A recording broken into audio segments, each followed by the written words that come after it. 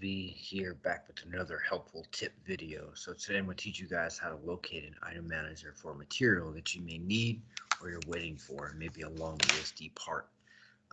You may look in your ESR, you may see Bravo Victor, Bravo 7, Bravo Delta. Some may not even have a contract awarded yet.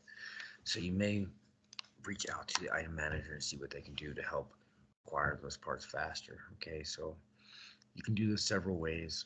You can go into ESR, you can scroll all the way over to the right, look under statuses, and you'll see all the Bravo codes. Or you can just, for this demonstration, we're just going to do a random and a material number here. Let's see, 01460. Should be higher, I believe. So once you do this on i2log, this is the website you're going to use. You're going to type it in, hit go. So if you scroll over here, you'll see an anal code. If you hover over it, it's going to give you a phone number and the email address of the person that manages that item.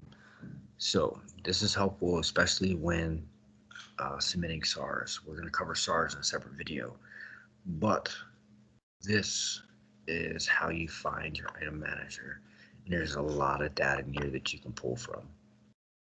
You can look at the MRP areas and the plants, look at all the data it has on this piece of equipment, which is the tire.